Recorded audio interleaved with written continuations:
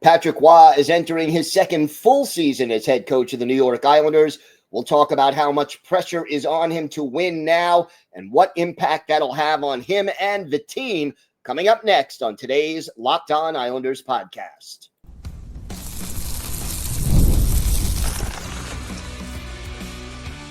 Your Locked On Islanders, your daily podcast on the New York Islanders.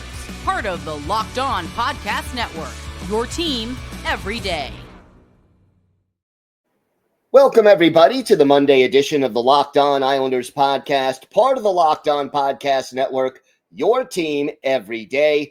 I want to thank everyone who makes Locked On Islanders your first listen every day. Don't forget to subscribe on YouTube or wherever you listen to podcasts so you never miss an episode. This episode is brought to you by Monarch Money. Take control of your finances with Monarch Money. Use code LOCKEDONNHL at monarchmoney.com for 50% off your first year. I'm Gil Martin. I've been covering the New York Islanders for almost 2 decades, and I wrote the book Ice Wars on the history of the Islanders' rivalry with the Rangers from 1972 to the modern era. So glad you could join us today and talk a little Islanders hockey, and we have got a lot to discuss. We're going to break down how much pressure is really on head coach Patrick Roy as he enters his second full season and third season as coach of the New York Islanders. We'll talk about the confidence that the fan base has in the team this year as compared to a year ago, and some interesting comments from Casey Cizikas as well. Let's start with Patrick Roy. And look, obviously every head coach in the NHL has pressure to win. I think that is a given. It's why you hire a coach. They can help lead the team to victory, to improvement, to maximize the talent that is available on the roster. And hopefully that means, good things for the organization. But Patrick Roy kind of finds himself in a difficult situation because there's a lot of different factors involved. Obviously, Patrick Roy is now under a new GM in Matthew Darche, a GM who, incidentally, did not hire Patrick Roy. Now, one of the first major decisions that Darche announced after he was hired is that, yes, Patrick Roy will remain as head coach of the New York Islanders. Darche said at his introductory press conference, if you recall, and Everydayers, we did discuss this at the time. He didn't know Roy very well, but he spoke to him, and he's confident that Roy can lead the team to a good outcome going forward. And that is a double-edged sword because obviously the ownership right now, and therefore Matthew Darche, not doing the full rebuild thing. They don't want to go down that long and difficult route that could take, 5, 6, 7 years to start to bear fruit, a la what the Blackhawks, the Sharks, the Ducks have done. And sometimes it works, and you end up with a contending team for a substantial amount of time. And sometimes you become, the Buffalo Sabres, who haven't made the playoffs in more than a decade. So, you don't want to end up like that. So we're retooling, but not rebuilding. And part of that is because Matthew Darche's options were limited by some of the bad contracts and no trade clauses that Lou Lamoriello left behind. But again, we have started the retool, and so expectations for this year are kind of in the middle. Not the muddy middle anymore, but in the middle. I think the ceiling of this team is to sort of sneak into the playoffs as one of the wild card teams or, last teams to qualify for the playoffs, which really has been their ceiling over the last 4 years, especially.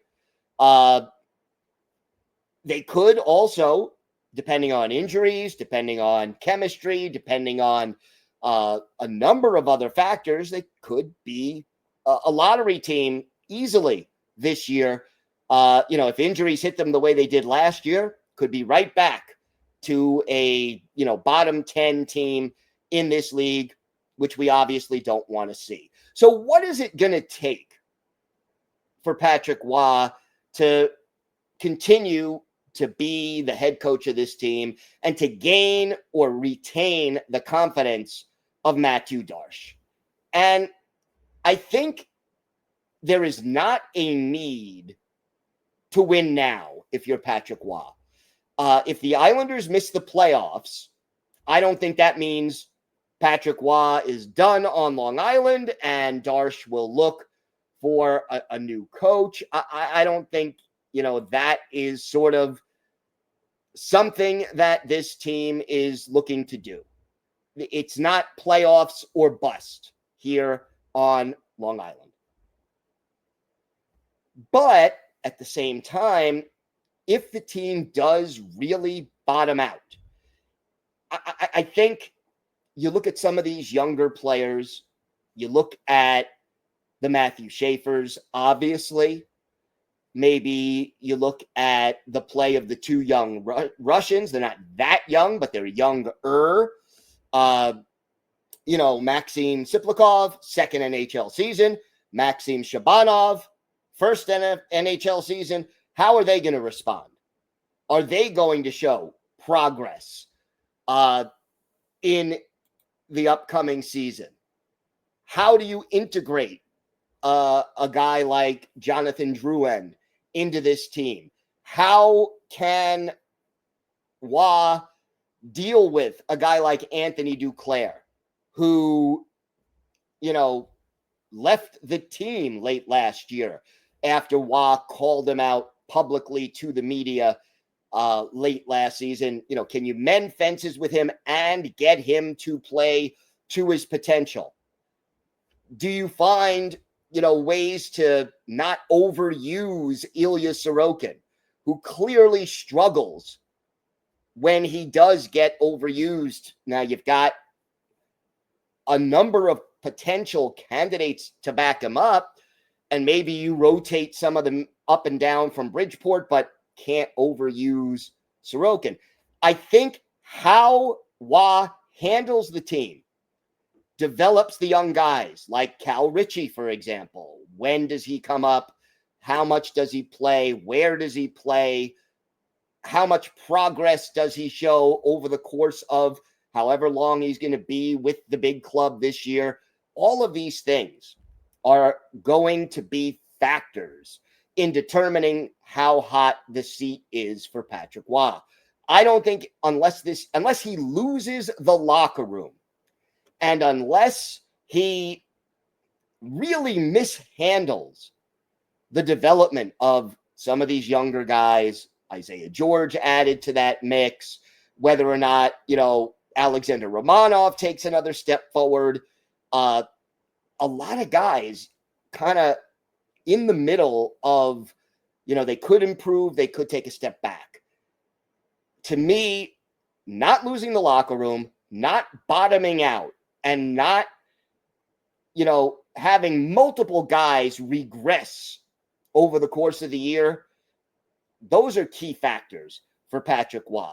And I think the only way the seat gets hot, because I think, look, publicly, the Islanders ownership and management is going to say, yeah, we think we have a legitimate chance to make the playoffs. And I think, especially in the Metropolitan Division, which is very weak this year on paper, we'll see what happens once the games actually start. I think the Islanders could possibly sneak into the playoffs.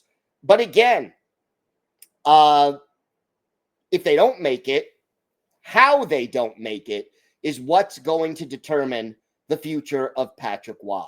And there is always, among general managers, especially general managers of teams that may be struggling, a desire to bring in your own guy. And we'll see how Matthew Darche and Patrick Roy get along. One thing that I think is important, and I think has to be mentioned, Lou Lamoriello never gave Patrick Roy a team a roster that fit the style that he wanted to play.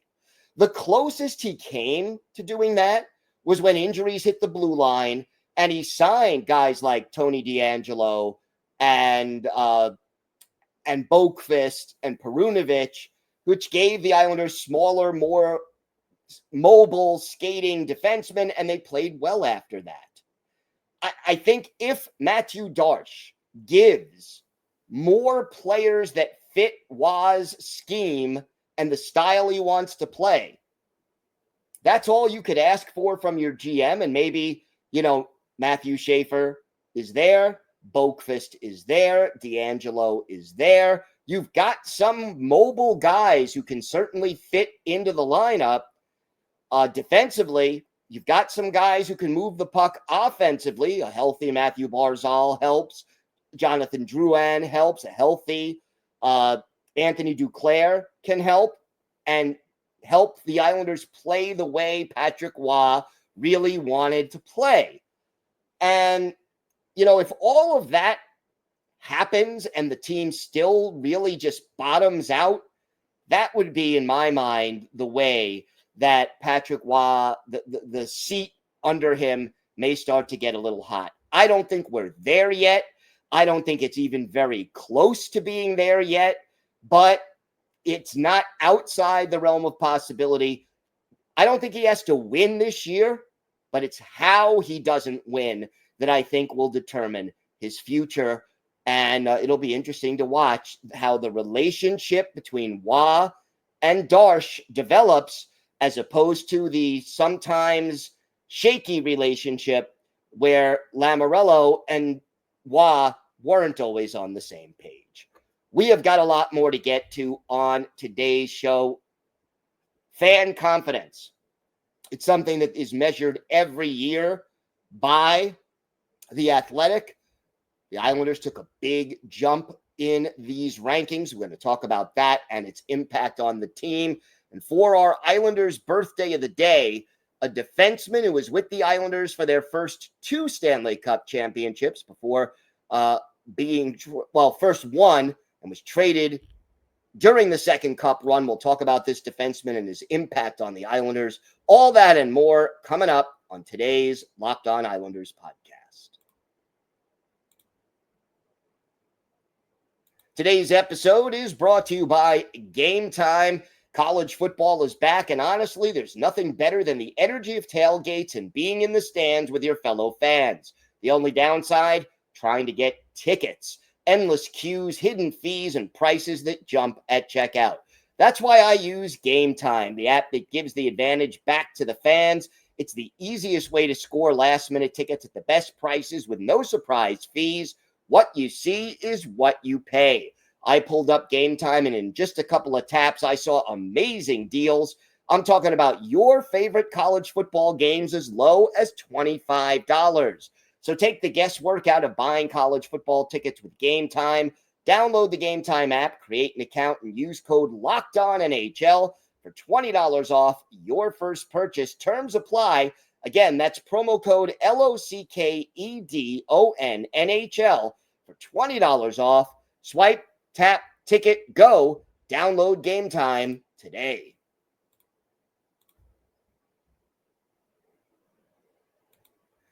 We have an important request. Locked On wants to hear from you. We've put together a survey to learn more about our listeners and make your favorite podcast even better. This is your chance to tell us what you like, what you don't, and answer questions about our advertising. Go to LockedOnPodcast.com/survey to get started.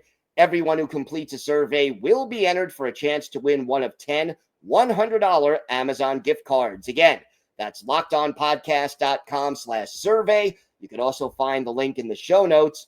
Thanks for helping us out. So, fan confidence. It is something that The Athletic has ranked every year in recent years.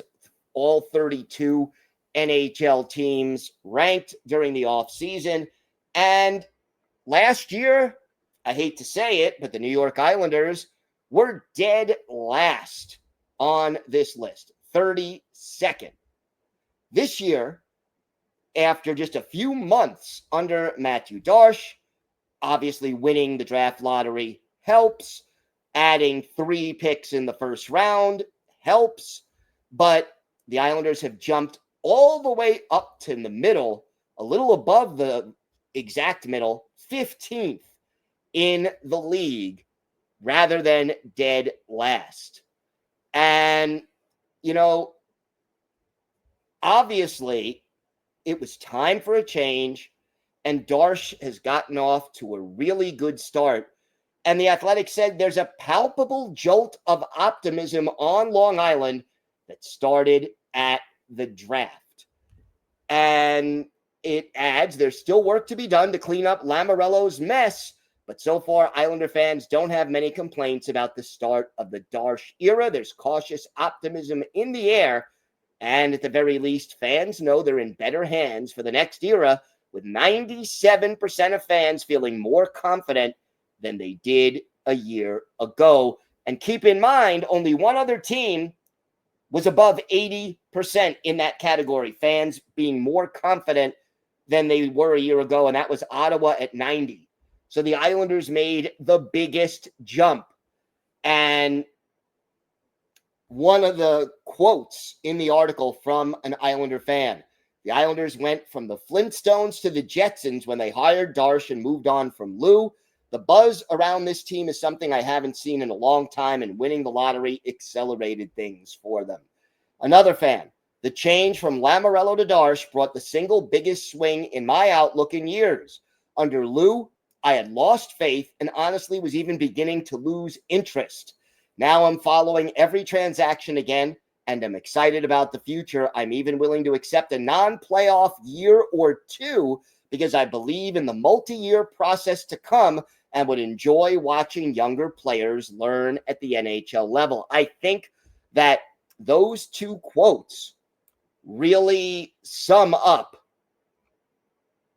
how the majority of the fans feel based on interactions with me on YouTube, in comments, in emails, in other comments that I've seen on social media. By the way, looking at the Metropolitan Division, the Devils were 13th, so they came just barely ahead of the Islanders. The Capitals were 9th on this list, so they were obviously ahead of the Islanders.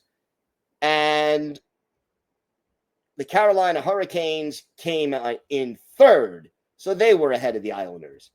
That's it.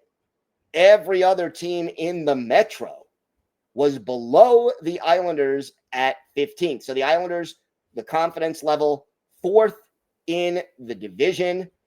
And, Columbus was right behind the Islanders at 16. Philadelphia, 19. Pittsburgh was 20th. And again, it's just great to see this turnaround. And, the one thing I have to say, first of all, great to see the Rangers all the way down at 28. So you got that going for you. But the one thing I love is that you cannot underestimate the intelligence of New York Islanders fans. That most fans understand that it's going to take a little time to clean up the mess that Matthew Darche was left by Lou Lamoriello, and that they are willing to accept another season or 2 of, let's say, middle of the road or even a little below that play if your Cole Yzermans and Matthew Schaefer's and your Victor Eklunds and your Isaiah Georges, all these young players start to come up and develop and improve this team. There will be reasons for hope and optimism. And I just love the maturity that the majority of this fan base has demonstrated over the course of the last, let's say, 3 or 4 months since the move has been made. And the other really great thing is training camp is just a few weeks away. We are getting closer and closer to New York Islanders hockey. And here on the Locked On Islanders podcast, we will have it covered every step of the way, from the first days of rookie camp to the last game of the year.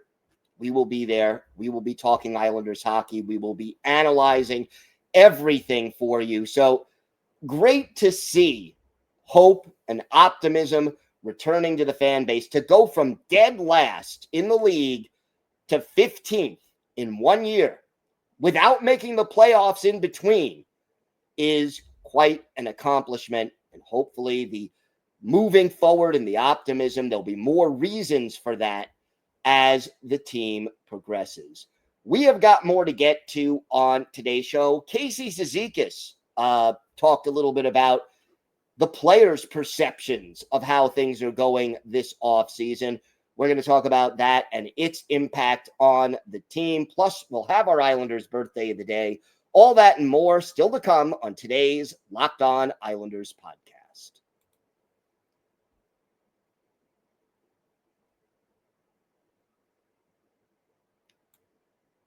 Couple of little quick notes for what it's worth. Former Islanders first-round pick Michael Del Cole signing a 2-year deal to play in the KHL with Dynamo Minsk. So wishing him all the luck in the world. He is 29 years old now, which is already hard to believe, but obviously good luck to him, and we'll see how that goes. Now, Casey Cizikas talking to the Islanders official website and talking about how this team, including the core, is looking for redemption this year. And here's what he told the Islanders. We're excited for all these guys to get here and give ourselves a chance at a little redemption. The way it ended last year, none of us were happy. None of us were satisfied with what went down. We have a team now that we believe will push each other and make it as difficult on other teams as possible. And, you know, he has talked about Darche in a very positive way. And of course, I mean, what is he going to say? I can't stand the new GM, right? You know, that's a great way to get yourself out of town in a hurry and get yourself into hot water. But here's what he said. What he's done this offseason, he's put our team in a position to compete. That's the biggest thing he wants to see from each guy, to compete on the ice throughout camp, throughout games, to bring that kind of energy. And then he adds, training camp is always a fun time. It's about getting back to that mentality and showing the younger guys what it takes. As veterans, we want to lead the way. I love hearing that. And look, Casey Cizikas is a guy who has been through all the wars in the NHL, been there, done that, and, you know, having him mentor a guy like Cal Ritchie or Victor Eklund when he arrives, or even though he's a defenseman, Matthew Schaefer, Cole Iserman, if he is at camp at all, but he was at rookie camp when he gets to the Islanders.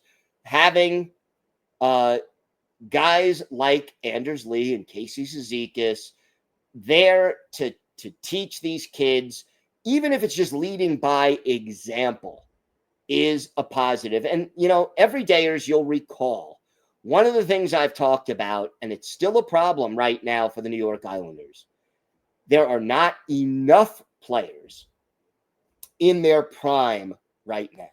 You got younger guys who are on the upswing, like a Matthew Schaefer or a Cal Ritchie. You've got guys who are older and starting to slow down. Your J.G. Pajot, your Anders Lee, maybe your Pelech and Pollock and Palmieri's. And then you want to have a strong base of guys who are between, let's say, 24 and 30 on your team. They don't have a lot of those guys. I mean, Bo Horvat and Matthew Barzal and Ilya Sorokin are kind of the three big ones who fit that. Maybe Simon Holmstrom is in that group now. He's sort of in between the young up and coming and in their prime. I think he's still on the young and up and coming level. So you want to strike that balance. And everybody has a role in that situation. The leadership from the older guys, the younger guys who have to learn and get better, and the guys in their prime who are usually the driving force behind the team. Getting more of those guys will take time, but I think we're getting there. And I think, again, we are in a better place now than we were a year ago, and that is reason for hope and optimism. Time now for our Islanders' birthday of the day. And, well, today is the 72nd birthday of former Islanders defenseman Bob Lorimer, the native of Toronto, a 9th-round pick of the Islanders back in 1973, played 4 years at Michigan Tech, and made his NHL debut with one game with the Islanders in 1976-77. Became a full-time player in 78-79, was with the Islanders for the first cup in 79-80.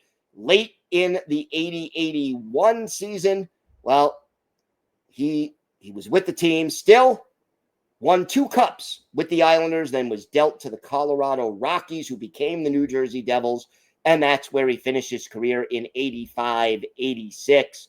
So 2 cups for Bob Lorimer with the Islanders before being dealt to Colorado. Played in 529 career NHL games, 22 goals, 112 points, 431 penalty minutes, add 49 playoff games, 3 goals, 13 points in those, all of them with the Islanders.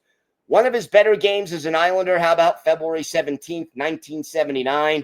The Islanders on the left coast to visit the Vancouver Canucks at the old Pacific Coliseum. Chico Resch, the Islanders goalie, Dunk Wilson, the goalie for Vancouver. And our Islanders' birthday of the day, Bob Lorimer assists on the first goal of the game, scored by Bob Nystrom. Dennis Potvin gets the other assist on that one, and the Islanders had a 1-0 lead. Then we go to the third period. Islanders clinging to a 4-3 lead. Brian Trottier getting the go-ahead goal, and then a minute and 10 seconds later, our Islanders' birthday of the day, Bob Lorimer scores what turned out to be the clincher, his third of the year. Bob Bourne and Dennis Potvin with the assist. Islanders go on to win the game by a score of 5-3.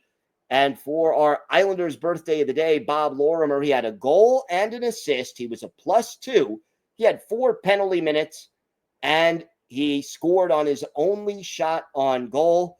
The Islanders got 2 goals in this game from Bob Nystrom and 4 assists from Dennis Potvin.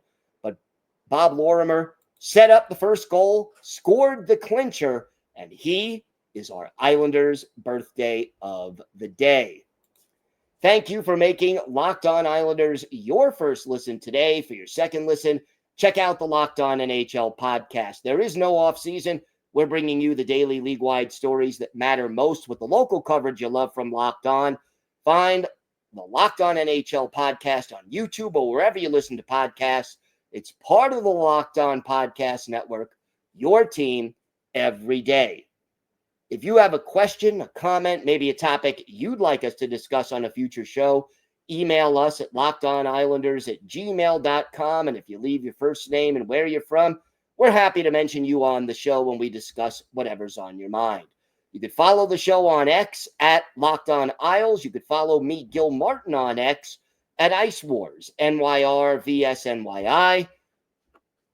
We'll bring you all the latest Islanders news, notes, and happenings, and it's always great to talk a little Islanders hockey with you anytime. So definitely reach out. Everydayers, we are back on Wednesday. We'll have all the latest Islanders news, notes, and happenings, and we will have a special interview with an original New York Islander coming up very soon, so make sure you watch out for that. Until then, Have a great day, everybody. Stay safe. And of course, let's go Islanders.